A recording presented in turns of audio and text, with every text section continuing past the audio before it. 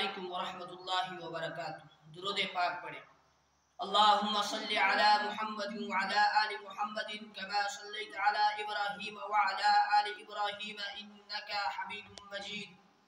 اللہم بارک علی محمد وعلی آل محمد کما بارکت علی ابراہیم وعلی آل ابراہیم انک حمید مجید۔ اللہم صلی علی سیدنا محمد وعلی آل سیدنا محمد واصحاب سیدنا محمد وبارک وسلم علیہم۔ ان الحمد للہ نحمده ونستعینه ونستغفره ونؤمن به ونتوکل علیہ ونعوذ باللہ من شرور انفسنا ومن سیئات اعمالنا من يهده الله فلا مضل له ومن يضلل فلا هادي له وأشهد أن لا إله إلا الله وحده لا شريك له وأشهد أن محمدا عبده ورسوله أرسله بالحق بشيرا ونذيرا وداعيا إلى الله بإذنه وسراجا منيرا فقد قال الله تبارك وتعالى في الكلام المجيد والفرقان الحميد أعوذ بالله من الشيطان الرجيم بسم الله الرحمن الرحيم لقد جاءكم رسول من أنفسكم عزيز عليه ما عنتم حريص عليكم بالمؤمنين رؤوف رحيم صدق الله العظيم وصدق رسوله النبي الكريم ونحن على ذلك لمن الشاهدين والشاكرين والحمد لله رب العالمين قال النبي صلى الله عليه وسلم من أحب سنتي فقد أحبني ومن أحبني كان معي في الجنة أو كما قال عليه الصلاة والسلام۔ محترم عزت بزرگ اور دوستوں اور معزز سامعین کرام، اللہ رب العزت کا بے حد فضل، کرم، احسان، شکر جس رب ذوالجلال نے اس پرفتن دور کے اندر، اس کے گزرے دور کے اندر ہمیں یہ توفیق عطا فرمائے کہ ہم سب اس کی اس پاکگھر کے اندر حاضر ہوئے۔ اللہ سے دعا فرمائے اللہ ہماری حاضری کو بے حد قبول فرمائے، ہمارے لیے دنیا کے اندر ہدایت کا اور آخرت کے اندر نجات کا، بخشش کا، مغفرت کا ذریعہ بنائے۔ محترم بزرگوں، جیسا کہ آپ سب اس بات سے بخوبی واقف ہیں، آج اسلامی مہینوں کے اعتبار سے ربیع الاول کا مہینہ چل رہا ہے۔ گزشتہ جمعہ کو میں نے آپ حضرات کے سامنے حضور صلی اللہ علیہ وسلم کی ولادت، حضور صلی اللہ علیہ وسلم کے بچپن کا ذکر کیا تھا۔ آج کے اس موقع پر انشاءاللہ حضور صلی اللہ علیہ وسلم کے لڑکپن، حضور صلی اللہ علیہ وسلم کی جوانی اور حضور صلی اللہ علیہ وسلم کو نبوت کس عمر کے اندر ملی اور حضور صلی اللہ علیہ وسلم کا نکاح حضرت خدیجہ الکبریٰ رضی اللہ تعالیٰ عنہ کے ساتھ کس عمر کے اندر ہوا اور کب ہوا، اس کے بارے میں انشاءاللہ عرض کیا جائے گا۔ آپ سے گزارش کی جاتی ہے باغور سماعت فرمائیں، بڑی دل لگی کے ساتھ، ذوق و شوق کے ساتھ ان باتوں کو سماعت فرمائیں اور پھر سماعت کرنے کے بعد بھرپور کوشش کریں کہ ہم سب ان باتوں کے اوپر 100% عمل کریں گے اور انشاءاللہ العزیز ان باتوں کو اپنے دوسرے رشتہ دار، دوسرے جو ہمارے مسلمان بھائی ہیں ان تک بھی انشاءاللہ پہنچانے کی کوشش کریں گے۔ حضور صلی اللہ علیہ وسلم کا لڑکپن بے مثال تھا۔ آپ صلی اللہ علیہ وسلم کی عمر 6 سال ہے جب آپ صلی اللہ علیہ وسلم کی والدہ ماجدہ حضرت سیدہ آمینہ رضی اللہ تعالیٰ عنہ اس دنیا سے پردہ فرما جاتی ہے۔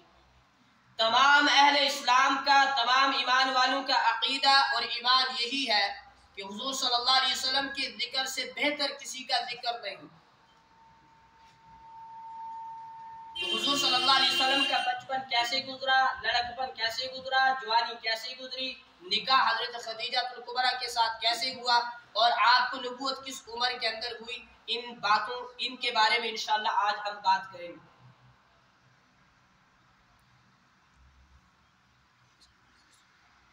آپ صلی اللہ علیہ وسلم کی والدہ، رضائی والدہ حضرت حلیمہ رضی اللہ تعالی عنہ کہ یہاں جب آپ تشریف لے گئے، جب ان کو وہ لے گئی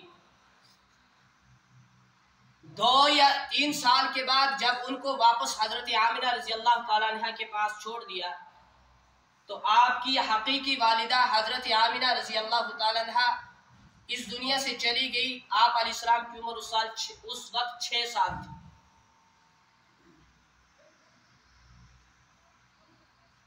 لیکن آپ صلی اللہ علیہ وسلم کی رضائی والدہ حضرت حلیمہ سعدیہ جب آپ سے ملنے آئی اور اس وقت آئی جس وقت حضرت حلیمہ سعدیہ بڑھاپے کے عالم کے اندر پہنچ چکی تھی. تو آپ صلی اللہ علیہ وسلم سے جب ملنے آئی تو آپ صلی اللہ علیہ وسلم نے اپنی نبوت والی چادر اتار کر اس کے نیچے بچھائی اور ان کے اوپر اس چادر کے اوپر حضرت حلیمہ سعدیہ رضی اللہ تعالی عنہا کو بٹھایا.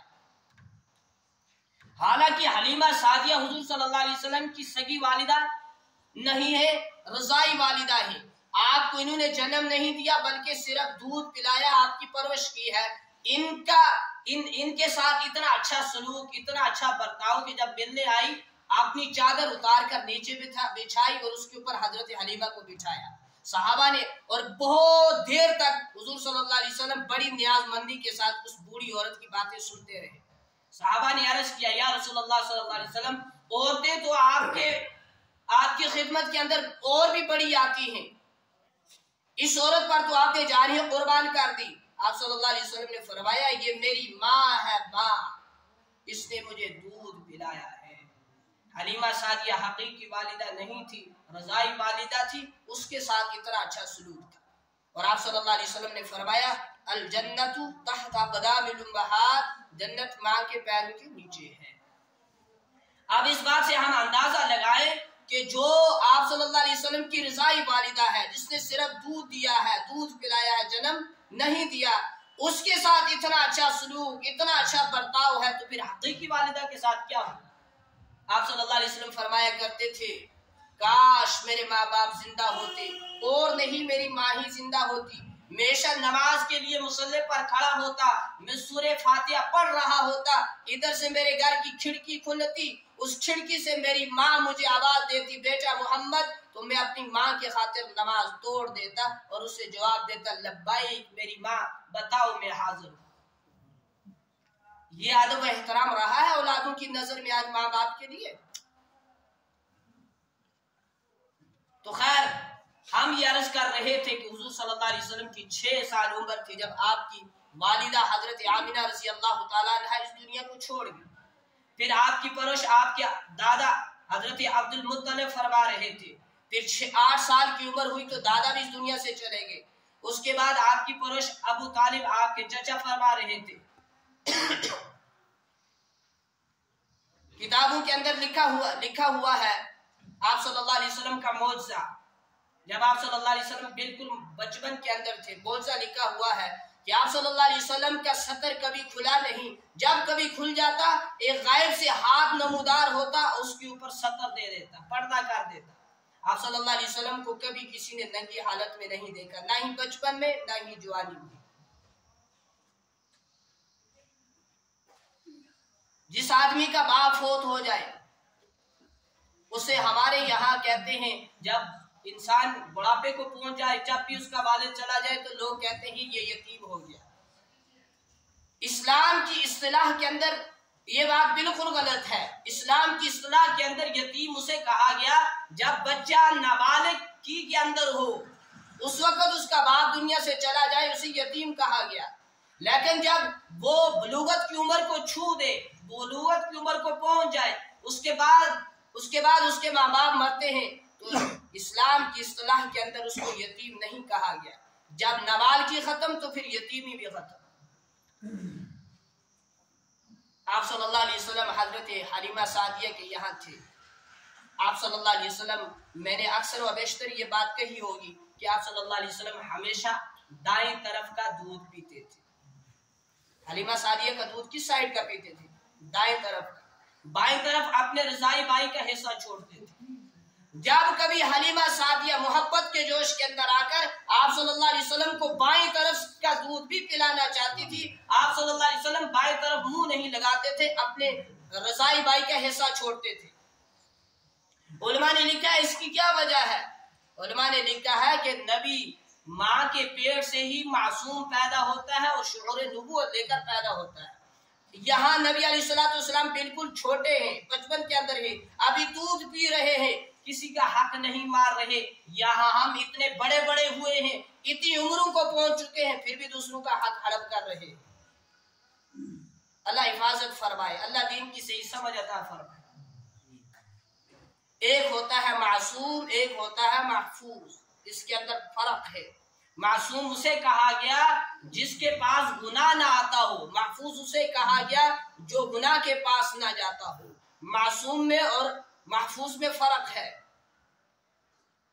اور جناب رسول اکرم صلی اللہ علیہ وسلم بالکل معصوم، تمام انبیاء علیہ السلام، آدم علیہ السلام سے لے کر حضور علیہ السلام تک سارے کے سارے انبیاء علیہ السلام بالکل معصوم عن الخطا، نبی سے کبھی گناہ صادر نہیں ہوتا تھا، نبی کی طبیعت گناہ کی طرف مائل نہیں ہوتی تھی۔ نبی کو اللہ نے بچپن ہی کے اندر شعور نبوت دے کر پیدا کیا ہوتا ہے۔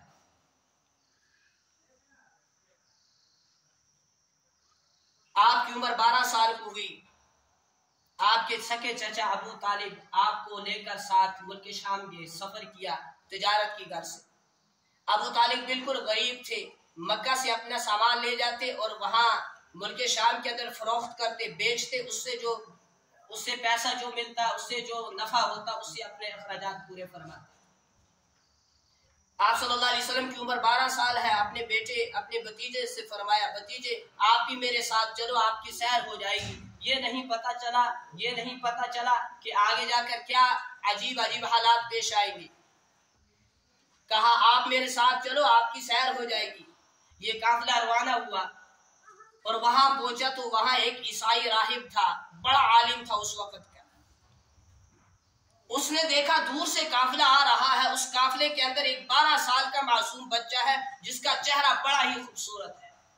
لکھا ہے کتاب کے اندر یہ عالم، یہ راہب، یہ بحیرہ راہب اپنی مکان کی چھت پر بیٹھا ہوا تھا۔ جب اس نے قافلہ آتے ہوئے دیکھا، اپنے مکان کی چھت سے نیچے اترا اور استقبال کے لیے آگے بڑھا۔ لوگ حیران ہو گئے، یہ کسی کا استقبال نہیں کرتا، یہ کسی کے لیے چھت سے نیچے نہیں اترتا، آج یہ کیوں اترا ہے؟ خیر قافلہ قریب آیا، اس نے آگے بڑھ کر اس بچے کا استقبال کیا، ان کا چہرہ دیکھا اور بار بار ان کو سر سے لے کر پاؤں تک دیکھتا تھا۔ وہ بچے کون تھے؟ جناب رسول اکرم صلی اللہ علیہ وسلم، ابھی 12 سال عمر ہے۔ جب یہ رخصت ہونے لگا، ان کا دیدار کرنے کے بعد رخصت ہونے لگا، تو اس نے کہا کہ اس قافلے کا جو ہے سربراہ کون ہے؟ پھر اس نے کہا یہ جو قافلہ ہے، اس پورے قافلے کی آج رات میرے یہاں دعوت ہے، آپ سارا قافلہ میرے یہاں کھانا کھانے کے لیے آنا۔ لوگ حیران ہیں یہ بات سننے کے بعد، یہ تو بالکل مارا اور کمزور انسان جسے لوگ کھانا دیتے ہیں کھانے کے لیے، یہ پورے قافلے کی دعوت کر رہا ہے، اور اس نے کبھی کسی کا استقبال نہیں کیا، اس بچے کا استقبال کیا، اور لوگ اس سے ملنے کے لیے آتے ہیں، اس سے مصافحہ کرتے ہیں، اس سے دعاؤں کی درخواست کرتے ہیں۔ یہ ان کا استقبال کر رہا ہے، معاملہ کیا ہے، ماجرا کیا ہے، کسی کو پتہ نہیں ہے، اصل حقیقت کیا ہے۔ اس واقعے کو سیرت النبوی کے اندر علامہ شبلی نعمانی علیہ رحمہ نے اور باقی سیرت نگاروں نے سیرت کی کتابوں کے اندر لکھا ہے۔ اچھا، جب شام آئی، شام کے وقت یہ سارا قافلہ کہاں گیا؟ اس راہب کے، اس عالم کے یہاں دعوت کے لیے گیا۔ جا کر دسترخوان کے اوپر بیٹھا، دسترخوان بچھا ہوا تھا، کھانا لگا ہوا تھا، یہ قافلہ بیٹھ گیا کھانا کھانے کے لیے۔ اور بھتیجے سے ابو طالب نے کہا نبی علیہ السلام سے کہ آپ ابھی بچے ہیں، آپ یہاں بیٹھیں، سامان کے پاس بیٹھیں یا سو جائیں، ہم راہب کے یہاں سے واپس آتے، کیونکہ آپ بچے ہیں، آپ کیا کریں گے؟ نبی علیہ السلام کو یہاں چھوڑا اور باقی قافلہ کھانا کھانے کے لیے چلا گیا۔ یہ نہیں پتا کہ اسی بچے کے صدقے میں انہیں دعوت ہوئی ہے، اسی بچے کے صدقے میں وہ کھانا کھانے کے لیے جا رہے ہیں۔ لکھا ہے کہ جب قافلہ وہاں پہنچا، کھانا کھانے لگا، اس عالم نے، اس بحیرہ راہب نے پوچھا وہ بچہ نظر نہیں آتا جو دن کو تمہارے قافلے کے ساتھ تھا؟ ابو طالب نے کہا وہ بچہ تھا، چھوٹا تھا، ہم نے اس کو سامان کے پاس چھوڑا ہے۔ اس راہب سے، اس عالم سے رہا نہ گیا، اس نے کہا خبردار کسی کو کھانے کے ساتھ ہاتھ لگانے کی اجازت نہیں ہے جب تک اس بچے کو نہیں بلاؤ گے، اسی کے صدقے میں نے تمہیں دعوت دی ہے۔ فوراً نبی علیہ السلام کو بلایا گیا، نبی علیہ السلام آ جاتے ہیں، دسترخوان کے اوپر کھانے کے لیے بیٹھ جاتے ہیں۔ اس کے بعد ابو طالب سے پوچھا جاتا ہے، ابو طالب مجھے ایک بات بتا، وہ عالم پوچھتا ہے، وہ بحیرہ راہب پوچھتا ہے، مجھے یہ بتاؤ یہ بچہ کون ہے، اس کا نام کیا ہے، اس کے والد کا، اس کے باپ کا کیا نام ہے؟ ابو طالب نے کہا یہ میرا بیٹا ہے، اس کا نام محمد ہے۔ وہ عالم کہتا ہے، وہ عالم زبور کا، انجیل کا، تورات کا جاننے والا تھا، اس نے کہا نہیں نہیں نہیں، یہ تمہارا بچہ نہیں ہو سکتا، میری کتاب تو یہ کہتی ہے، میری کتاب کے اندر یہ لکھا ہے جو آخری نبی ہوگا اس کا باپ نہیں ہوگا، اس کا دنیا کے آنے سے پہلے اس کا باپ جا چکا ہوگا دنیا سے، اور اس کا نام محمد ہوگا۔ آپ کہتے ہیں یہ میرا بیٹا، یہ آپ کا بیٹا نہیں ہو سکتا۔ قرآن کے اندر کہا گیا ذالک مثلهم فی التوراۃ ومثلهم فی الانجیل، کہ انجیل کے اندر، تورات کے اندر، زبور کے اندر میں نے جو آخر الزمان پیغمبر صلی اللہ علیہ وسلم کی نشانیاں پڑھی ہیں وہ ساری کی ساری نشانیاں اس بچے کے اندر، اس بچے کے چہرے کے اندر موجود ہیں۔ پھر اس نے مان لیا، ابو طالب نے کہا ہاں یہ میرے بھائی کا بیٹا ہے، میرا بھتیجا ہے، اس کا نام محمد ہے۔ وہ عالم کہنے لگا تم کیا سمجھتے ہو یہ کوئی معلوم یہ کیا ہے، معمولی بچہ ہے؟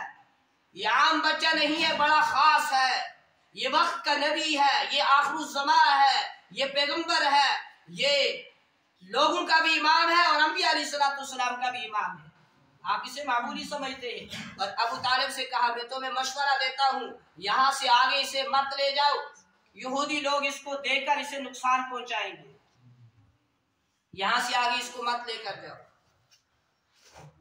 تو یہ سفر جناب رسول اکرم صلی اللہ علیہ وسلم نے کیا تھا 12 سال کی عمر میں ابو طالب کے ساتھ ملک شام کا، اور پھر 25 سال کی عمر ہوئی اس وقت تنہ تنہا جناب رسول اکرم صلی اللہ علیہ وسلم نے ملک شام کا سفر کیا۔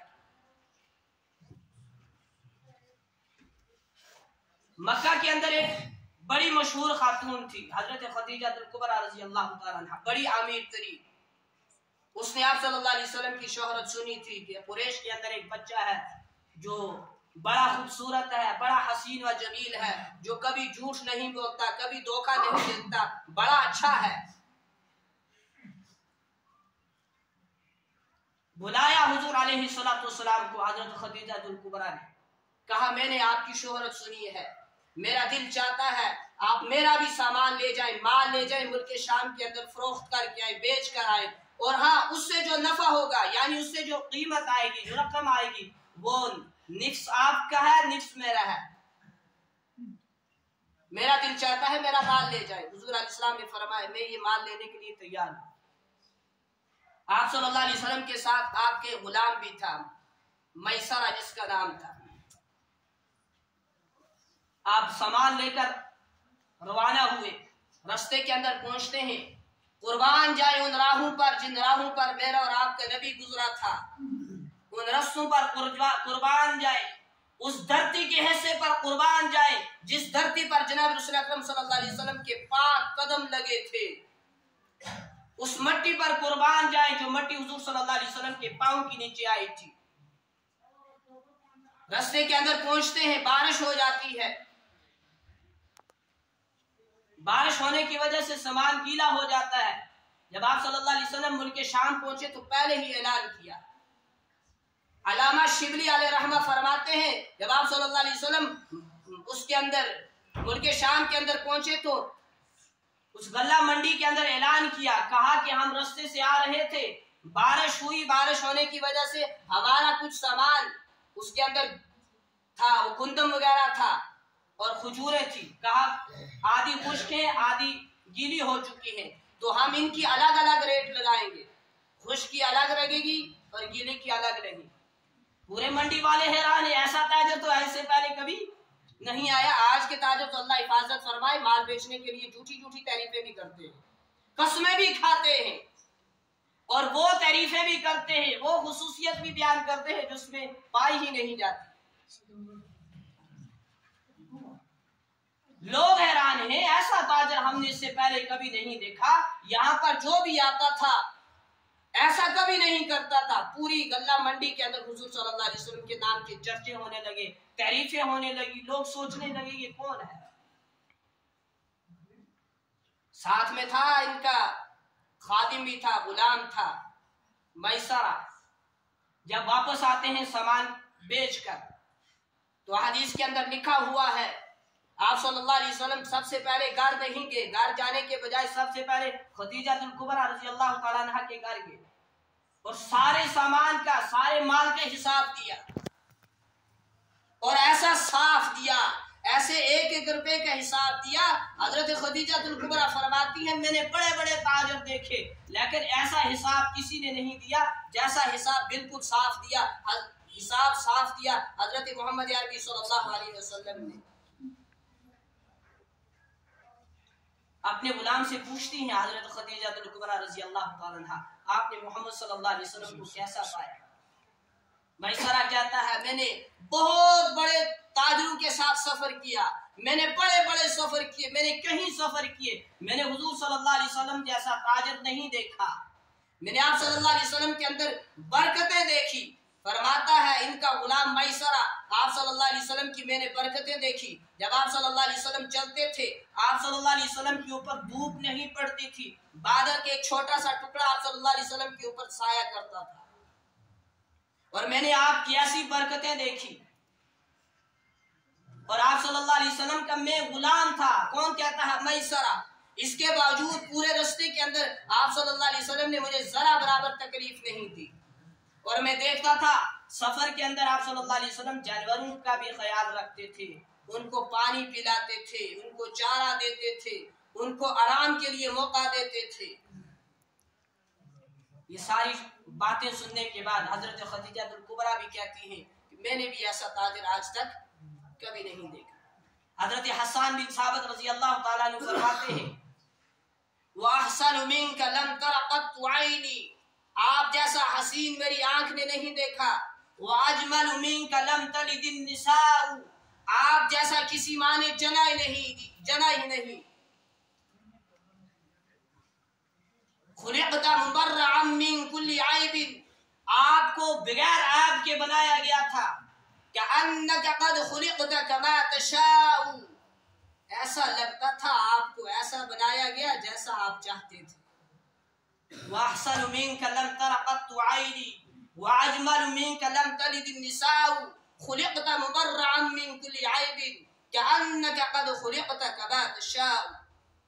حضرت حسان بن ثابت فرماتے ہیں آپ جیسا حسین میری آنکھ نے کبھی نہیں دیکھا، اور آپ جیسا بچہ کسی ماں نے جنا ہی نہیں، اور آپ کو بالکل عیب کے پیدا کیا گیا تھا، یعنی آپ کے اندر کوئی عیب نہیں تھا، اور ایسا لگتا تھا آپ کو ایسا بنایا گیا ہے جیسا آپ خود چاہتے تھے کہ میں ویسا بنوں، ایسا آپ کو بنایا گیا ہے۔ ایک صحابی فرماتے ہیں میں کبھی حضور صلی اللہ علیہ وسلم کا چہرہ دیکھتا، کبھی آسمان کے اوپر چمکتا ہوا سورج دیکھتا، چاند دیکھتا، وہ فرماتے ہیں مجھے پیدا کرنے والے کی قسم مجھے آسمان کے چاند سے دنیا والا چاند زیادہ خوبصورت لگتا۔ بزرگوں اس لیے ہم کہا کرتے ہیں وقت نکالا کرے، نبی علیہ الصلوۃ والسلام کی سیرت پڑھا کرے، پھر دیکھیں آپ کو قدم قدم کے اندر رہبری ملے گی، آپ کو پتہ چلے گا نکاح کیسے کرانا ہے، بچے کی شادی کیسے کرانی ہے، مرنا پڑنا کیسے ہے، زندگی کے معاملات کیسے ہیں، تجارت کیسی ہے، تجارت کیسے کرنی ہے، ہر ایک قدم قدم کے اوپر رہبری ملے گی۔ مگر افسوس ہمیں وقت ہی نہیں ملتا کہ ہم سیرت پڑھیں، ہم نے قرآن جیسی عظیم کتاب کو چھوڑ دیا۔ کب کھلتا ہے؟ جب کوئی مر جائے اس وقت ضرورت پڑتی ہے قرآن پڑھ کے اسے بخش دو، اس سے پہلے کھولتے ہم نہیں۔ کب ضرورت پڑتی ہے قرآن کی؟ جب قسم کھانے کا معاملہ آ جائے اس وقت ہم سر کے اوپر قرآن اٹھاتے ہیں، اس کے بغیر ہم نے قرآن کھول کے دیکھا نہیں۔ اور بزرگوں برا نہ مانے، ہم میں سے کہیں ایسے بھی ہوں گے، یا میں اپنی طرف بات لے لیتا ہوں کہ ہم نے رمضان میں قرآن کھولا تھا، اس سے لے کر آج تک ہم نے قرآن نہیں کھولا، اور مجھے لگتا ہے زندگی رہے گی ارادہ رکھا ہوگا آئندہ سال 2024 کے رمضان میں کھولیں گے، تب تک آرام کرنے دو۔ اس کے درمیان میں کب کھولیں گے؟ جب قسم کی ضرورت پڑے گی، جب ہمارے گھر کے اندر فوتگی ہو جائے گی، اس وقت ہم قرآن کو پڑھیں گے، اس وقت قرآن کھولیں گے، اس کے بغیر بند رکھنے دو، بند رہنے دو۔ اس لیے بزرگوں جو پڑھے ہوئے ہیں قرآن مجید پڑھا کریں، صبح کو قرآن کریم کھولا کریں، اور وقت ملتا ہے اور وقت کے اندر نبی علیہ السلام کی سیرت پڑھا کریں. نبی علیہ السلام کے ایسے اخلاق، ایسے کردار، ایسا اسوہ حسنہ دیکھ کر غیر ایمان والے ایمان لانے پر مجبور ہو جاتے تھے. آج ہم اس کی امت ہے، ہمارے ایسے اخلاق بگڑے ہوئے ہیں، کردار بگڑا ہوا ہے، ایسے ہماری زندگی کے معمولات ہیں کہ اللہ حفاظت فرمائے. غیر تو غیر، اپنے ہمارے جو تھے وہ بھی غیر ہوتے جا رہے ہیں. غیر کا تو دور کی بات کہ وہ اسلام کے اندر آئے گا. ہم میں سے کوئی ہے جس کو دیکھ کر کسی کافر نے کلمہ پڑھا ہو؟ ویسے اخلاق ہی نہیں رہے، ویسے کردار ہی نہیں رہے. ہم سوچتے ہیں مجھے وہ سلام کرے گا تو میں بھی سلام کروں گا، وہ مجھ سے 10 قدم دور ہوگا تو میں 20 قدم دور چلا جاؤں گا. وہ میرا محتاج نہیں ہے، میں بھی اس کا محتاج نہیں ہوں. وہ سلام نہیں کرتا، بات نہیں کرتا، موکڑی چٹی ہے میں اس پیچھے دوڑا. اس لیے بزرگوں، قرآن کریم کی تلاوت کیا کریں، قرآن کو پڑھا کریں. ایک حرف پڑھیں گے اللہ رب العزت 10 نیکیاں عطا کرتا ہے، 10 گناہ معاف کرتا ہے، 10 درجے بلند کرتا ہے. آپ صرف اتنا کہیں گے الف لام میم، آپ کے کھاتے کے اندر 10 چیزیں آ گئی، آپ کے 10 گناہ معاف ہو گئے، 10 نیکیاں مل گئی، 10 درجے بلند ہو گئے. ابھی ہم نے آگے نہیں پڑھا، صرف پڑھا الف لام اور میم، کیونکہ الف ایک حرف ہے، لام ایک حرف ہے اور میم بھی ایک حرف ہے. تو قرآن کریم کی بھی تلاوت کیا کریں اور وقت نکال کر نبی علیہ السلام کی سیرت پڑھا کریں. تو خیر، جب ایسی شہرت دیکھی حضرت خدیجہ الکبریٰ رضی اللہ تعالیٰ عنہا نے، اور خدیجہ الکبریٰ رضی اللہ تعالیٰ عنہ وہ خاتون تھی جس کے 2 نکاح پہلے ہو چکے تھے، وہ دونوں شوہر اس دنیا سے جا چکے تھے، بیوہ ہو چکی تھی. اس نے آپ صلی اللہ علیہ وسلم کی طرف نکاح کا پیغام بھیجا کہ میں آپ صلی اللہ علیہ وسلم سے نکاح کرنا چاہتی ہوں. ایک عورت تھی جس کا نام لکھا ہے کتاب کے اندر نفیسہ، اس کے ہاتھ پیغام بھیجا، حضور سے کہو میں آپ کے ساتھ نکاح کرنا چاہتی ہوں. اس نے آ کر جناب رسول اکرم صلی اللہ علیہ وسلم سے عرض کیا خدیجہ الکبریٰ آپ کو نکاح کا پیغام دے رہی ہے، فرماتی ہیں کہ میں آپ سے نکاح کرنا چاہتی ہوں. ابو طالب نے سنا تو خوش ہو گئی، میرے بھتیجے کے ساتھ عرب کی دولت مند عورت شادی کرنا چاہتی ہے اور اتنی مالدار عورت شادی کرنا چاہتی ہے. فرمایا بیٹے میرے بھتیجے کسی اور کے لیے انہوں نے ایسا آفر نہیں بھیجا، پیغام نہیں بھیجا، آپ کے لیے بھیجا ہے، فوراً قبول کر لو. اس کے بعد تاریخ مقرر ہوگی، نکاح ہو گیا حضور صلی اللہ علیہ وسلم کا حضرت خدیجہ الکبریٰ رضی اللہ تعالیٰ عنہ کے ساتھ. اور اس وقت جناب رسول اکرم صلی اللہ علیہ وسلم کی عمر 25 سال تھی، حضرت خدیجہ الکبریٰ رضی اللہ تعالیٰ عنہ کی عمر 40 سال. تو اس لیے بزرگوں، آپ کے سامنے سیرت کا موضوع لے کر ہم اسی لیے آتے ہیں تاکہ میں بھی اور آپ بھی سننے کے بعد سیرت کو اپنانے والے بن جائیں. دنیا کے اندر ایک طبقہ ایسا بھی ہے جو میلاد النبی مناتے ہیں، جلوس نکالتے ہیں. وہ ان کی روایت ہو سکتی ہے مگر جلوس جو ہے وہ دین کا حصہ نہیں ہو سکتا، نہیں ہے. کسی نبی نے میلاد النبی نہیں منایا. ابو بکر نے ان کی زندگی کے اندر 2 مرتبہ ربیع الاول آیا، کوئی جلوس نہیں، کوئی میلاد نہیں. عمر رضی اللہ تعالیٰ عنہ کے دور کے اندر 10 مرتبہ 12 ربیع الاول آیا، کوئی جلوس نہیں، کوئی کچھ نہیں. عثمان غنی کے دور کے اندر 5 مرتبہ 12 ربیع الاول آیا، کوئی جلوس نہیں، کوئی میلاد نہیں. اور علی رضی اللہ تعالیٰ عنہ کے دور کے اندر 5 مرتبہ 12 ربیع الاول آیا، کوئی جلوس نہیں، کوئی کچھ نہیں. امام ابو حنیفہ رحمۃ اللہ علیہ کے دور میں بھی بہت بار ربیع الاول آیا، کوئی جلوس نہیں، کوئی کچھ نہیں. یہ ان منانے والے طبقے کی کیا ہو سکتی ہے؟ روایت ہو سکتی ہے مگر جلوس جو ہے وہ دین کا، شریعت اسلامیہ کے حصہ نہیں ہے. خیر اللہ کا بہت بڑا احسان، فضل، کرم ہے، ہمارا کام ان خرافات سے بچا ہوا ہے. اللہ کا فضل ہے کہ ہم اس کام کے اندر نہیں پڑے ہوئے. تو بزرگوں، سیرت منائی نہیں جاتی بلکہ سیرت اپنائی جاتی ہے. سیرت کو اپنانا ہے. دیکھیں حضرت بلال حبشی رضی اللہ تعالیٰ عنہ جب اسلام کے اندر نہیں آئے تھے، کوئی قدر و قیمت ان کی نہیں تھی. جب اسلام کے اندر آئے، نبی علیہ السلام کی غلامی کو قبول کیا تو بلال ایسا مقام پا جاتے ہیں. چلتے مکہ کی گلیوں کے اندر تھے، آہٹ ان کے پاؤں کی جنت کے اندر سنائی دیتی تھی. بزرگوں، اس کو ربیع الاول کا مہینہ چل رہا ہے. اس پورے مہینے کے اندر آپ کے سامنے سیرت النبی صلی اللہ علیہ وسلم کے موضوعات لے کر ہم حاضر ہوتے رہیں گے. ہم سے بھی اور آپ سننے والوں سے بھی، باہر سننے والوں سے بھی یہی گزارشات کی جاتی ہیں کہ سیرت کو اپنائیں، سیرت کو منائیں نہ بلکہ سیرت کو اپنائیں. اپنائیں گے نبی علیہ السلام کی غلامی کے اندر آئیں گے، دنیا کے اندر بھی کامیابی، آخرت کے اندر بھی کامیابی. خیر انشاءاللہ آئندہ جمعہ کو بھی سیرت النبی صلی اللہ علیہ وسلم کے بارے میں عرض کیا جائے گا. تب تک کے لیے آپ حضرات سے ہم گزارش چاہتے ہیں، درخواست کرتے ہیں کہ اجازت دی جائے. رہی زندگی انشاءاللہ اگلے جمعہ کو اسی موضوع پر ملاقات ہوگی. اللہ سے دعا ہے جو کہا گیا، جو سنا گیا، اللہ قبول فرمائے. ہم سب کو جناب رسول اکرم صلی اللہ علیہ وسلم کی غلامی نصیب فرمائے اور ان چند باتوں کے اوپر عمل کی توفیق نصیب فرمائے. وآخر دعوانا ان الحمدللہ رب العالمین.